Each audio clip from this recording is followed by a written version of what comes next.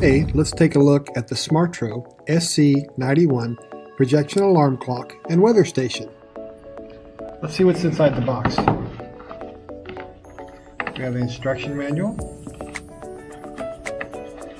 We have the outdoor temperature and humidity sensor.